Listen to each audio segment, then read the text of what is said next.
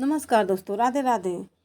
इकाई 8 में हमारे यूजीसी नेट के इकाई 8 में नाटकों की श्रृंखला लगी, जिसमें आज हम लोग पहला नाटक अंधेर नगरी का वाचन करेंगे।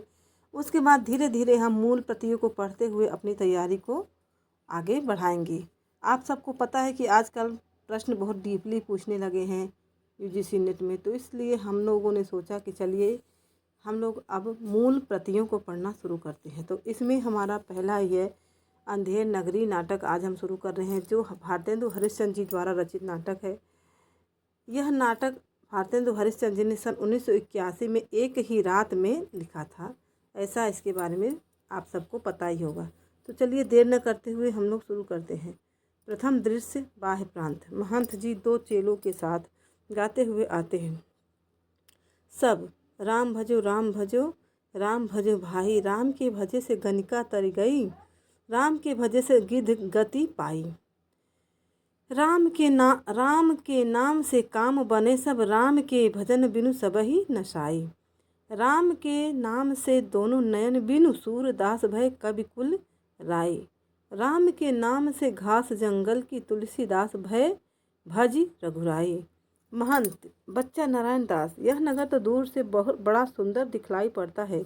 देख कुछ भिक्षा उच्छा मिले तो ठाकुर जी को भोग लगे। नारायण दास। देखिए आप लोग पात्रों को ध्यान में रखते जाइएगा कि कौन क्या बोल रहे। तो ये महंत का कथन था। अब हम लोग नारायण दास जी की बात करेंगे। ये दूसरे इसमें गुरुजी महाराज, नगर तो नारायण के आश्रय से बहुत ही सुंदर है, जो है सो, पर भिक्षा सुंदर मिले तो बड़ा आनंद हो। महंत बच्चा गोवर्धन दास, तू पश्चिम की ओर से जा और नारायण दास तू पूरब की ओर से जाएगा। तो देखिए ये ध्यान रखिएगा कि गोवर्धन दास कौन सी दिशा में गया था, तो पश्चिम दिशा में, और नारायण दास पूरब की दिशा में गया था ना। ये छोटी छोटी बातें हमें ध्यान में रखनी है। देख जो कुछ सीधा सामग्री मिले तो श्री शालिग्राम जी का बाल भोग सिद्ध हो। गोवर्धन दास, गुरुजी मैं तो बहुत सी भिक्षा लाता हूँ, यहाँ लोग तो बड़े मालवर दिखाई पड़ते हैं, आप कुछ चिंता मत कीजिए। महंत बच्चा, बहुत लोभ मत करना, देखना हाँ, लोभ पाप का मूल है, लोभ मिटावत मान, लोभ कभी नहीं कीजिए, या में नरक निदान। गाते हुए सब जाते हैं। ये देखिए पहला दृश्य समाप्त। अब हमारा दूसरा दृश्य शुरू हो गया। दूसरे दृश्य का नाम है बाजार। आप लोग ये नोट करते जाइएगा। पहला दृश्य बाह्य प्रांत, दूसरा है बाजार, ठीक है। इसमें देखिए कबाब वाला क्या बोलता है। कबाब गरम मसालेदार, 84 मसाला 72 आँच का। कबाब गर्मा गरम मसालेदार, खाए सो होठ चाटे, न खाए सो जीभ काटे। कबाब लो कबाब का ढेर, बेचा टके शेर। अब देखिए ये कबाब वाला बोला। अब घासीराम के बारे में सुनिए। घासीराम चना बेचने वाला है, आप लोग ध्यान रखिएगा। हाँ, पात्रों को ध्यान में रखना है। घासीराम चना बेचता है। चने जोर गरम, चने बनावे घासीराम, जिनकी झोली में दुकान। चना चुरमुर चुरमुर बोले, बाबू खाने को मुँह खोले। चना खावे तौकी मैना। अब देखिए किसके किसके बारे में ये बोल रहे हैं। तो पहले बार चना तौकी मैना खाती है, बोले अच्छा बना चबैना। फिर दूसरा चना खाए गपूरन मुन्ना, और नहीं कुछ सुनना। चना खाते सब बंगाली, जिनकी धोती ढीली ढाली। चना खाते मियाँ जुलाहे, दाढ़ी हिलती गाहे बगाहे।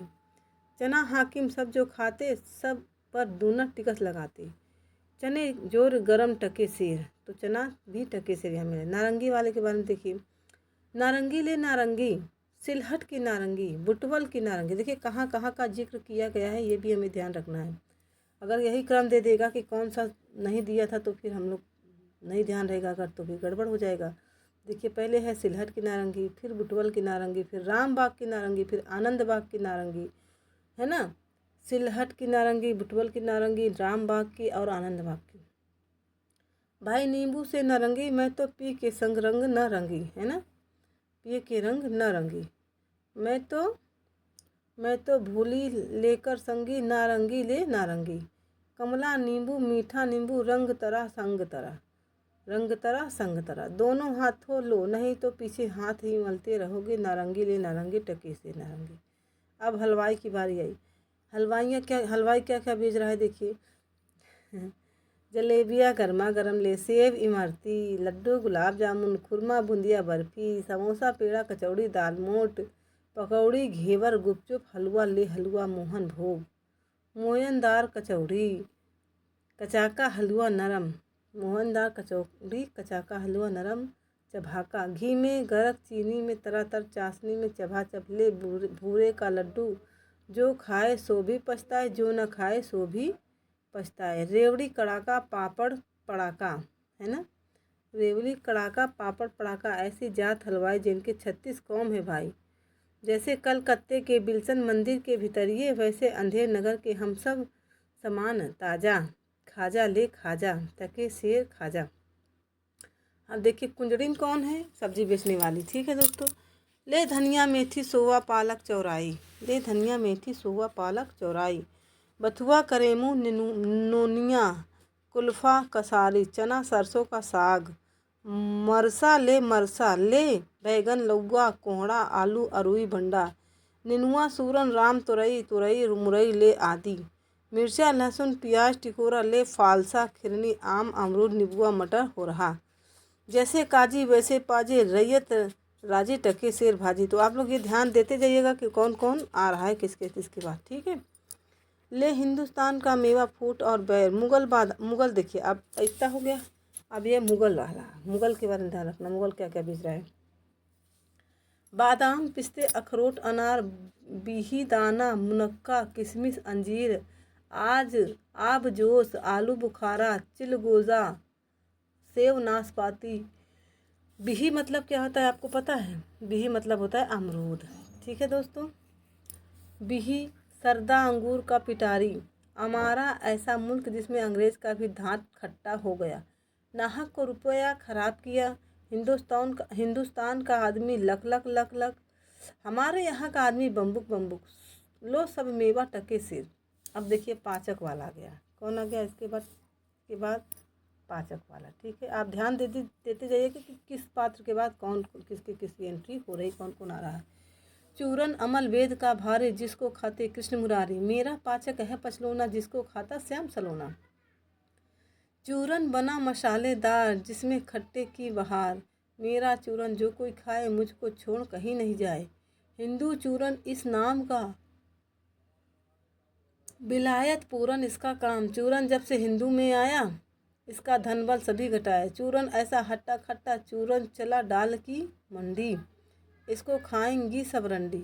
चूरन अमले सब जो खावे दूनी रुस्वत तुरंत दूनी रिश्वत, यहाँ पे रुस्वत नहीं रिश्वत होना चाहिए दोस्तों, दूनी रिश्वत तुरंत पचावे, यहाँ पे रिश्वत होना चाहिए, आपको ध्यान होना चाहिए, रिश्वत है ना दोस्तों, ये रिश्वत।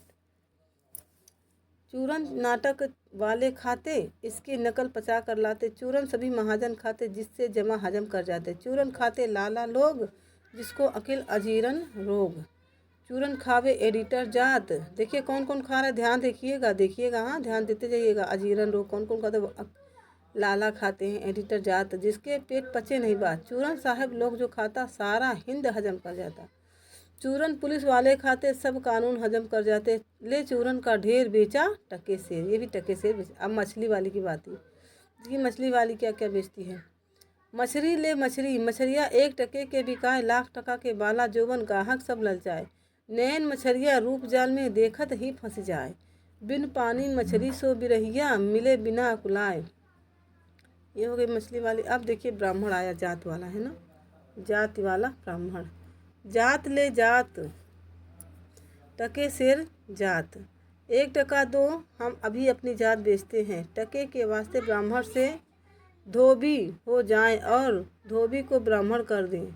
टके के वास्ते जैसी कहो वैसी व्यवस्था कर दें, टके के वास्ते झूठ को सच करें, टके के वास्ते ब्राह्मण से मुसलमान, टके के वास्ते हिंदू से क्रिस्तान, टके के वास्ते धर्म और प्रतिष्ठा दोनों बेचे, टके के वास्ते झूठी गवाही दे, टके के वास्ते पाप को पुण्य माने, बेचे टके वास्ते नीच को भी पितामह बनावे। वेद धर्म कुल मर्यादा सच्चाई बड़ाई सब टके से, लुटाए दिया अनमोल माल ले टके से। देखिए कितना इसमें अंधाधुंध चल रहा है सब कुछ। अब देखिए बनिया की, बनिया आटा दाल लकड़ी नमक घी चीनी मसाला चावल ले टके से। तो सबसे लास्ट में बनिया जी आते हैं, ठीक है। बाबा जी का चेला गोवर्धन दास आता है और सब बेचने वालों की आवाज़ सुन सुनकर खाने के आनंद में बड़ा प्रसन्न होता है। गोवर्धन दास, क्यों भाई बढ़िए, आटा कितने सेर? बनिया टके सेर। गोवर्धन दास, और चावल? बनिया टके सेर। गोवर्धन, और चीनी? बनिया टके सेर। गोवर्धन, और घी? बनिया टके सेर। गोवर्धन दास, सब टके सेर सचमुच?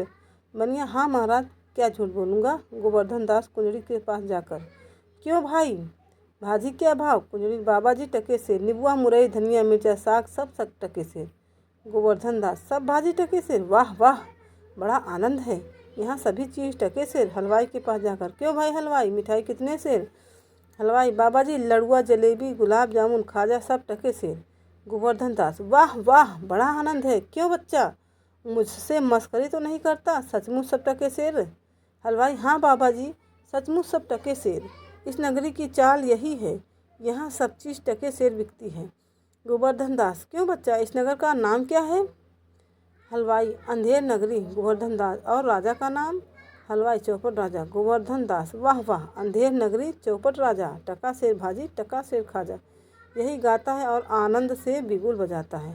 हलवाई, तो बाबा जी कुछ लेना देना हो तो लो दो। गोवर्धन दास, बच्चा भिक्षा मांग कर 7 पैसे। देखिए गोवर्धन दास को कितने पैसे मिले थे भिक्षा मांग कर? तो 7 पैसे, ठीक है, इसको आप लोग ध्यान रखिएगा। और उन्होंने क्या क्या चीज़ें ली? 3.5 से मिठाई दे दे। गुरु चेले आनंद से पूर्वक इतने में छक जाएंगे। हलवाई मिठाई तोलता है। बाबा जी मिठाई लेकर खाते हुए अंधेर नगरी गाते हुए जाते हैं। पटाक्षेप। अब ये तीसरा दृश्य देखिए, स्थान जंगल का है। पहला दृश्य हमारा क्या था? बाह्य प्रांत। दूसरा क्या था? बाजार। अब तीसरा क्या हो गया? स्थान जंगल, ठीक है। हमें इसके सारे दृश्य भी ध्यान में रखने होंगे कि किसके बाद कौन कौन से दृश्य आ रहे हैं। महंत जी और नारायण दास एक ओर से राम भजो इत्यादि गीत गाते हुए आते हैं और एक ओर से गोवर्धन दास अंधेर नगरी गाते हुए आते हैं। महंत, बच्चा गोवर्धन दास क्या भिक्षा लाया? गठरी तो भारी मालूम पड़ती है। गोवर्धन दास, बाबा जी महाराज, बड़े माल लाया हूँ, 3.5 सेर मिठाई है। महंत, देखूँ बच्चा। मिठाई की झोली अपने सामने रखकर खोल कर देखता है। वाह वाह, बच्चा इतनी मिठाई कहाँ से लाया? किस धर्मात्मा से भेंट हुई? गोवर्धन दास, गुरुजी महाराज 7 पैसे भीख में मिले थे, उसी से इतनी मिठाई मोल ली है। महंत, बच्चा नारायण दास ने मुझसे कहा था कि यहाँ सब चीज़ टके से मिलती है, तो मैंने इसकी बात का विश्वास नहीं किया। बच्चा, वह कौन सी नगरी है और इसका कौन सा राजा है जहाँ टके सेर भाजे और टके ही सेर खाजा है? गोवर्धन दास, अंधेर नगरी चौपट राजा, टके सेर भाजी टके सेर खाजा। महंत, तो बच्चा ऐसी नगरी में रहना उचित नहीं है। देखिए तुरंत गुरुजी ने कहा, जहाँ टके सेर भाजे और टके ही सेर खाजा हो। दोहा। अब देखिए ये ध्यान रखिए, ये दूसरा दोहा है। सेत सेत सब एक से, जहाँ कपूर कपास, ऐसे देश देश में कबहू न कीजिए भास। कोकिल बास एक सम, पंडित मूरख एक, इंद्रायण दाणिम विषय, जहाँ ननेक विवेक। बस ये ऐसे देश नहीं, कनक वृष्ठ जो होए, रहिए तो दुख पाइए प्राण दीजिए रोए। ऐसा महंत जी कहते हैं। सो बच्चा चलो यहाँ से। ऐसी अंधेर नगरी में 1000 मन मिठाई मुफ्त में की मिले तो किस काम की, यहाँ एक क्षण नहीं रहना। गोवर्धन दास, गुरुजी ऐसा तो संसार भर में कोई देश ही नहीं है। 2 पैसा रहने से ही मज़े में पेट भरता है। मैं तो इस नगर को छोड़कर नहीं जाऊंगा, और जगह दिन भर मांगो तो भी पेट नहीं भरता। वरंच बाजे बाजे दिन उपवास करना पड़ता है, सो मैं तो यही रहूँगा। महंत, देख बच्चा, पीछे पछताएगा। गोवर्धन दास, आपकी कृपा से कोई दुख न होगा, मैं तो यही कहता हूँ आप भी यहीं रहिए। महंत, मैं तो इस नगर में अब एक क्षण भर नहीं रहूँगा। देख मेरी बात मान, नहीं पीछे पछताएगा। मैं तो जाता हूँ, पर इतना कहे जाता हूँ कि कभी कष्ट संकट पड़े तो हमारा स्मरण करना। गोवर्धन दास, प्रणाम गुरुजी, मैं आपका नित्य ही स्मरण करूँगा। मैं तो फिर भी कहता हूँ कि आप भी यहीं रहिए। महंत जी नारायण दास के साथ चले जाते हैं। गोवर्धन दास बैठकर मिठाई खाता है। देखिए महंत नारायण चले गए, जो समझदार थे। गोवर्धन मूर्ख था तो वो रुक गया। अब ये पटाख से मतलब पट गिर जाता है। अब चौथा दृश्य है हमारा राज्यसभा। आप लोग नोट जरूर करते जाइएगा दोस्तों। स्थान देखिए यहाँ पे क्या है, राजा, मंत्री और नौकर लोग यथास्थान स्थित हैं। अब इसमें बहुत ध्यान से आप लोग देखिए कौन कौन पात्र कैसे आ रहा है, क्योंकि यही भी एक बार आ चुका है नेट में कि इसके बाद कौन है, किसके बाद कौन है। ठीक है दोस्तों। सेवक चिल्लाकर, पान खाइए महाराज। राजा पीनक से चैक घबरा कर उठता है। क्या कहा? सुपनखा आई ए महाराज, भागता है। मंत्री राजा का हाथ पकड़कर, नहीं नहीं, यह कहता है कि पान खाइए महाराज। राजा, दुष्ट लुच्चा पाची, नाहक हमको डरा दिया। मंत्री इसको 100 कोड़े लगे। मंत्री महाराज इसका क्या दोस्त है, न तमोली पान लगा कर देता न पुकारता। राजा, अच्छा तमोली को 200 कोड़े लगे। मंत्री, पर महाराज आप पान खाइए सुनकर थोड़ी ही डरे हैं, आप तो सुपनखा के नाम से डरे हैं, सुपनखा को सजा हो। राजा घबरा कर, फिर वही नाम। मंत्री, तुम बड़े खराब आदमी हो, हम रानी से कह देंगे कि। मंत्री बेर बेर तुमको सौत बुलाना चाहता है। नौकर नौकर शराब। नौकर एक सुराही में एक गिलास में शराब उड़ेल कर देता है। लीजिए महाराज, पीजिए महाराज। राजा मुंह बनाकर पीता है। और दे। नेपथ्य में दुहाई है का शब्द होता है। कौन चिल्लाता है, पकड़ लाओ। 2 नौकर एक फरियादी को पकड़ लाते हैं। फरियादी, दुहाई है महाराज, दुहाई है, हमारा न्याय होए। राजा, चुप रहो, तुम्हारा न्याय यहाँ ऐसा होगा कि जैसा जम के यहाँ भी न होगा। जम मतलब यम। बोलो क्या हुआ? फरियादी, महाराज कल्लू बनिया की दीवार गिर पड़ी, सो मेरी बकरी उसके नीचे दब गई। दुहाई है महाराज, न्याय हो। राजा नौकर से, कल्लू बनिया की दीवार को अभी पकड़ लाओ। मंत्री, महाराज दीवार नहीं लाई जा सकती। राजा, अच्छा उसका भाई लड़का दोस्त आसना जो हो उसको पकड़ लाओ। मंत्री, महाराज दीवार ईंट चूने की होती है, उसको भाई बेटा नहीं होता। राजा, अच्छा कल्लू बनिए को पकड़ लाओ। नौकर लोग दौड़कर बाहर से बनिए को पकड़ लाते हैं। क्यों भी बनिए, इसकी लड़की नहीं बरकी क्यों दबकर मर गई? मंत्री, बरकी नहीं महाराज, बकरी। राजा, हाँ हाँ बकरी क्यों मर गई? बोल, नहीं अभी फांसी देता हूँ। कल्लू, महाराज मेरा कुछ दोष नहीं, कारीगर ने ऐसी दीवार बनाई कि गिर पड़ी। राजा, अच्छा इस कल्लू को छोड़ दो और कारीगर को पकड़ लाओ। कल्लू जाता है, लोग कारीगर को पकड़कर लाते हैं। क्यों भी कारीगर, इसकी बकरी किस तरह मर गई? कारीगर, महाराज मेरा कुछ कसूर नहीं, चूने वाले ने ऐसा बोदा बनाया कि दीवार गिर पड़ी। राजा, अच्छा इस कारीगर को बुलाओ। नहीं नहीं, निकालो, उस चूने वाले को बुलाओ। कारीगर निकाला जाता है, चूने वाला पकड़कर लाया जाता है। क्यों भी खैर सुपारी चूने वाली, इसकी कुबरी कैसे मर गई? चूने वाला, महाराज मेरा कुछ दोष नहीं, भिश्ती ने चूने में पानी ढेर दे दिया, इसी से चूना कमज़ोर हो गया। राजा, अच्छा चुन्नी लाल को निकालो, भिश्ती को पकड़ो। चूने वाला निकाला जाता है, भिश्ती लाया जाता है। क्यों भी भिश्ती, गंगा जमुना की किश्ती, इतना पानी क्यों दिया कि इसकी बकरी गिर पड़ी और दीवार दब गई? भिश्ती, महाराज गुलाम का कोई कसूर नहीं, कसाई ने मशक इतनी बड़ी बना दिया कि उसमें पानी ज़्यादा आ गया। राजा, अच्छा कसाई को लाओ, भिश्ती निकालो। लोग भिश्ती को निकालते हैं और कसाई को लाते हैं। क्यों भी कसाई, मशक ऐसी क्यों बनाई कि दीवार लगाई बकरी दबाई? कसाई, महाराज गडरिया ने टके पर ऐसी बड़ी भेड़ मेरे हाथ बेची कि उसकी मशक बड़ी बन गई। राजा, अच्छा कसाई को निकालो, गडरिये को लाओ। कसाई निकाला जाता है, गडरिया आता है। क्यों बे, ऊख पौड़े के गडरिये, ऐसी बड़ी भेड़ क्यों बेचा कि बकरी मर गई? गडरिया, महाराज उधर से कोतवाल साहब की सवारी आई, सो उसके देखने में मैंने छोटी बड़ी भेड़ का ख्याल नहीं किया, मेरा कुछ कसूर नहीं। अच्छा इसको निकालो, कोतवाल को अभी सरब मुहर पकड़ लाओ। गडरिया निकाला जाता है, कोतवाल पकड़ा जाता है। क्यों भी कोतवाल, तैने सवारी ऐसी धूम से क्यों निकाली कि गडरिये ने घबराकर बड़ी भेड़ बेची, जिससे बकरी गिरकर कल्लू बनिया दब गया? कोतवाल, महाराज मैंने तो कोई कसूर नहीं किया, मैं तो शहर के इंतजाम के वास्ते जाता था। मंत्री, आप, यह तो बड़ा गजब हुआ। ऐसा ना हो कि बेवकूफ़ इस बात पर सारे नगर को फूंक दे या फांसी दे। कोतवाल से, यह नहीं, तुमने ऐसे धूम से सवारी क्यों निकाली? राजा, हाँ यह नहीं, तुमने ऐसे धूम से सवारी क्यों निकाली कि उसकी बकरी दबी? कोतवाल, महाराज। राजा, कुछ नहीं महाराज, ले जाओ। कुछ नहीं महाराज महाराज, ले जाओ कोतवाल को भी फांसी दो। दरबार बर्खास्त। लोग एक तरफ से कोतवाल को पकड़ कर ले जाते हैं और दूसरी ओर से मंत्री को पकड़ कर राजा जाते हैं। पटाक्षेप। अब 5वां दृश्य देखिए, अरण्य का। गोवर्धन दास गाते हुए आते हैं। राग कैफी। देखिए ये पूछ लिया गया था कि किस राग में है, तो आप लोग ध्यान रखिएगा, ये राग कैफी है। अंधेर नगरी अनबूझ राजा, टका शेर भाजी टका शेर खाजा। ऊंच नीच सब एक ही ऐसे, जैसे भणुआ पंडित तैसे। कुल मर्याद न मान बढ़ाई, सब एक से लोग लुगाए। जात पात पूछे नहीं कोई, हरि को भजे सो हरि का होई। वैश्या जोरू एक समाना, बकरी गऊ एक कर जाना। साचे मारे मारे डारे, छरी दुष्ट सिर चढ़ी चढ़ी बोले। प्रकट सभ्य अंतर छलहारी, सोई राजसभा बल भारी। सांस कहे ते पनही खावे, झूठे बहुविध पदवी पावे। छलियन के एका आगे, लाख कहो छलियन के एका के आगे, लाख कहो एको नहीं लागे। भीतर होय मलिन की कारो, चाहिए बाहर रंग चटकारो। धर्म अधर्म एक दर्शाई, राजा करे सो न्याय सदाई। भीतर स्वाहा बाहर सादे, राज करही अमले और प्यादे।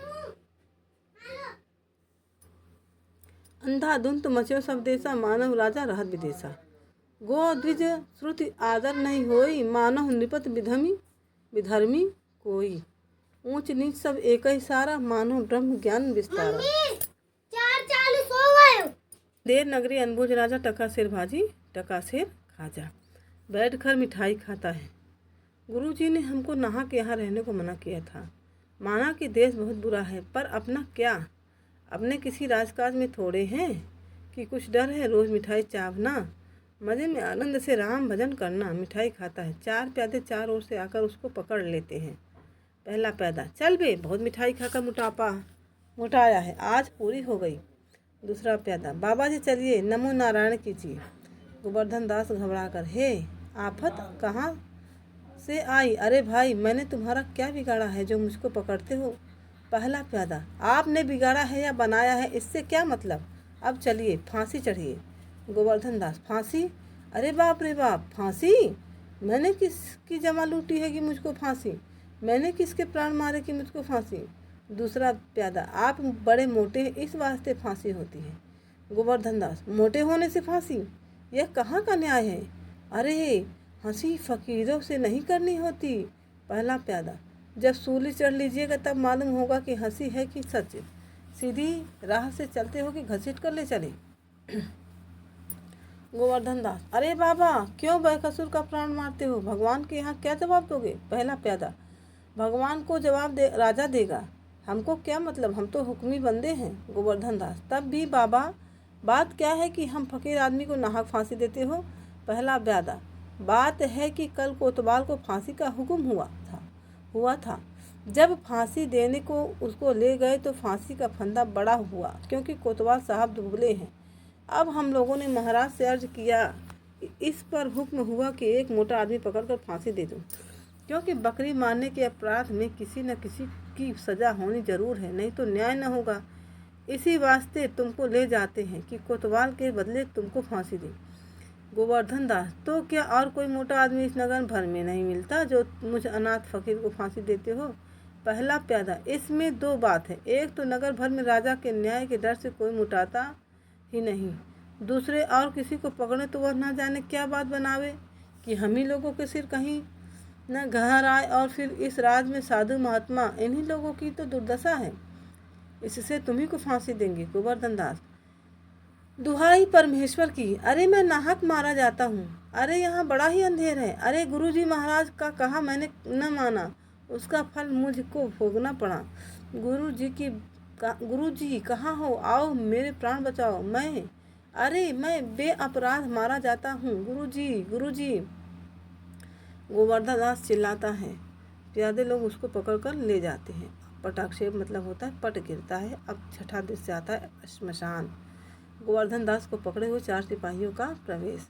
गोवर्धन दास, हाय बाप रे, मुझे बेवकसूर ही फांसी देते हैं। अरे भाइयों, कुछ तो धर्म विचारो। अरे मुझ गरीब को फांसी देकर तुम लोगों का क्या लाभ होगा? अरे मुझे छोड़ दो। हाय, रोता है और छुड़ाने का यत्न करता है। पहला सिपाही, अबे चुप रह, राजा का हुक्म भला नहीं टल सकता है, यह तेरी आखिरी दम है, राम का नाम ले, बेफायदा क्यों शोर करता है, चुप रह। गोवर्धन दास, हाय, मैंने गुरुजी का कहना न माना, उसी का यह फल है। गुरुजी ने कहा था कि ऐसे नगर में न रहना चाहिए, यह मैंने न सुना। अरे इस नगर का नाम ही अंधेर नगरी और राजा का नाम चौपट है, तब बचने की कौन आशा है। अरे इस नगर में ऐसा कोई धर्मात्मा नहीं है जो फकीर को बचावे। गुरुजी कहाँ हो, बचाओ गुरुजी, गुरुजी रोता है। सिपाही लोग उसे घसीटते हुए ले चलते हैं। गुरुजी और नारायण दास आते हैं। गुरु, अरे बच्चा गोवर्धन दास, तेरी यह क्या दशा है। गोवर्धन दास गुरु को हाथ जोड़कर, गुरुजी दीवार के नीचे बकरी दब गई, सो इसके लिए मुझे फांसी देते हैं, गुरुजी बचाओ। अरे बच्चा, मैंने तो पहले ही कहा था कि ऐसे नगर में रहना ठीक नहीं है, तूने मेरा कहना नहीं सुना। गोवर्धन दास, मैंने आपका कहा नहीं माना, उसी का यह फल मिला। आपके सिवा अब ऐसा कोई नहीं है जो रक्षा करे। मैं आप ही का हूँ, आपके सिवा और कोई नहीं। पैर पकड़ कर रोता है। महंत, कोई चिंता नहीं नारायण, सब समर्थ है। बहुत चढ़ाकर सिपाहियों से, सुनो, मुझको अपने शिष्य को अंतिम उपदेश देने दो। तुम लोग तनिक किनारे हो जाओ, देखो मेरा कहना ना मानोगे तो तुम्हारा भला न होगा। सिपाही, नहीं महाराज, हम लोग हट जाते हैं, आप बेशक उपदेश कीजिए। सिपाही हट जाते हैं। गुरुजी चेले के कान में कुछ समझाते हैं। गोवर्धन दास, प्रकट, तब तो गुरुजी हम अभी फांसी चढ़ेंगे। महंत, नहीं बच्चा, मुझको चढ़ने दे। गोवर्धन दास, नहीं गुरुजी, हम फांसी पड़ेंगे। महंत, नहीं बच्चा, हम इतना समझाया नहीं मानता, हम बूढ़े हैं, हमको जाने दे। गोवर्धन दास, स्वर्ग जाने में बूढ़ा जवान क्या, आप तो सिद्ध हो, आपको गति अगति से क्या, मैं फांसी चढ़ूँगा। इसी प्रकार दोनों हुज्जत करते हैं। सिपाही लोग परस्पर चकित होते हैं। पहला सिपाही, भाई यह क्या माजरा है, कुछ समझ में नहीं पड़ता। दूसरा सिपाही, हम भी नहीं समझ सकते हैं कि यह कैसा गड़बड़ा है। राजा मंत्री कोतवाल आते हैं। राजा, यह क्या गोलमाल है। पहला सिपाही, महाराज, चेला कहता है मैं फांसी चढ़ूँगा और गुरु कहते हैं मैं चढ़ूँगा, कुछ मालूम नहीं पड़ता कि क्या बात है। राजा गुरु से, बाबा जी बोलो, काहे को आप फांसी चढ़ते हैं।